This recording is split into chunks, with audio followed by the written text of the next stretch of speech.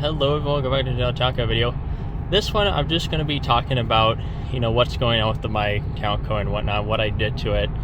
As if you watched that previous video I did, I was up at my father's and the car was there, of course, and that's one of the only few times I really get to work on it. So what I did was, though, is the first thing, since Wednesday was the nicest day there, I took the car out, jacked it up on jack stands since I don't have a lift, and I undercoated the car with like a flex fluid can in rubber, and that's probably gonna last maybe a year or a year and a half or two.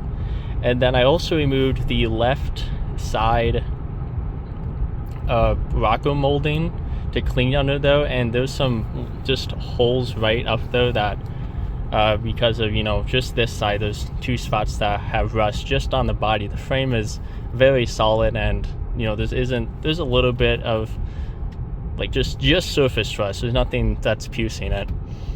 Another thing is that the brake pad was kind of mushy, so I did end up having to replace the left rear brake caliper in the back because I ended up snapping the bleeder valve that was on it, and I couldn't bleed it. So then I bled all four of them, and of course there's new brakes, and I did that pretty much when I got the car, and all the fluids are done. Of course I did that when I got it too.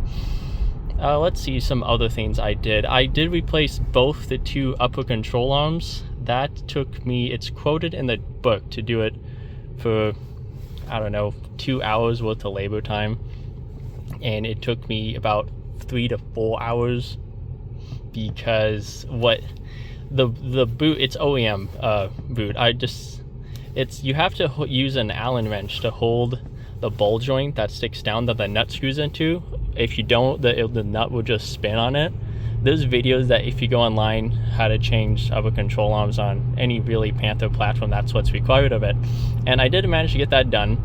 I didn't have to completely remove the spring assembly, but I did have to disconnect the top and the bottom because there's these bolts that go through in the back that mount to the shaft that the strut goes into, and I ended up having to remove that. I tried not to disconnect the strut all the way, but I ended up doing it. It wasn't too bad of a job. I did the other side in about half the time it took me to do the other one, which was quite fortunate of it.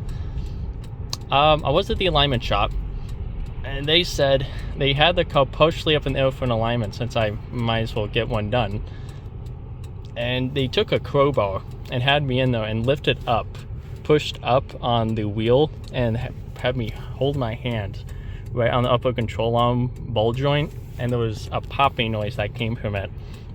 So, and as much as I would like OEM part numbers, it's just a lower control arm is $400 to $500. Ford Post Giants wants $400, and they only have the driver's side. They don't even have the passenger available, which is pricey. And then, so I decided to go aftermarket. I won't be doing this myself since I'm not going up to my grandparents, but my friend did recommend me a shop that's charging me $205 for each side, plus $120 in labor.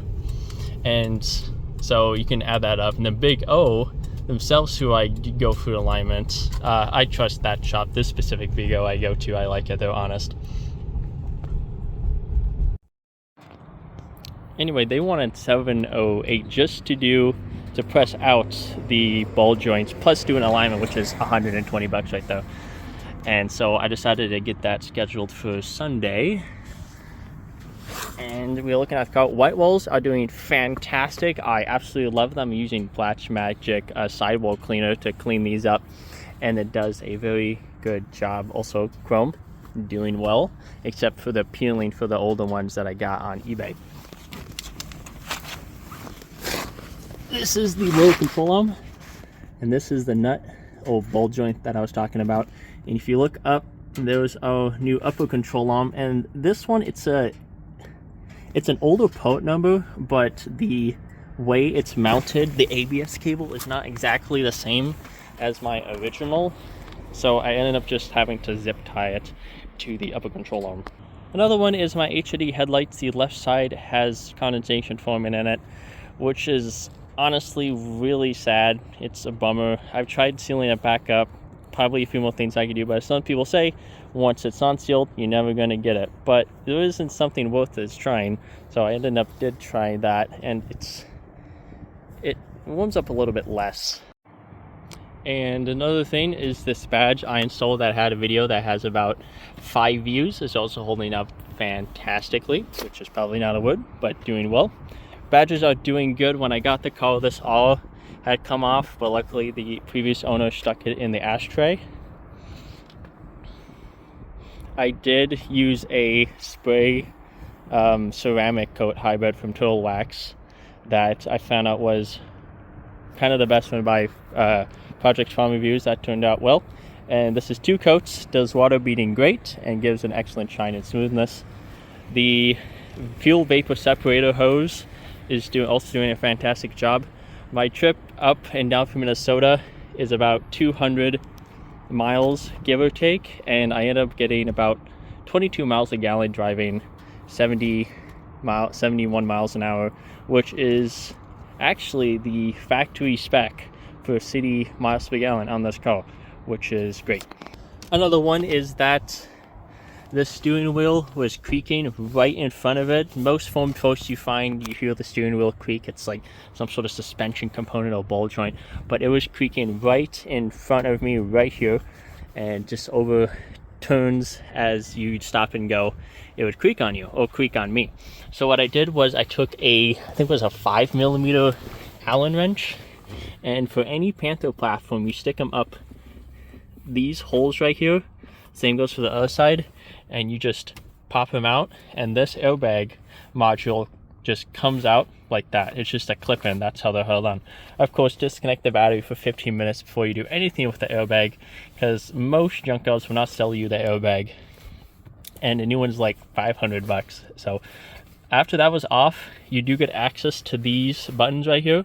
So if they go out or they stop clicking or the lights go out, that's another way to replace them. I grabbed some silicone with the airbag module off and sprayed all around the nuts and bolts.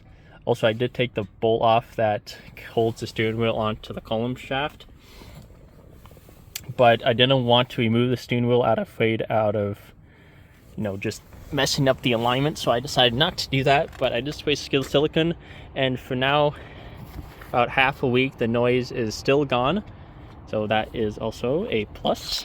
LED lights are doing great and still holding in.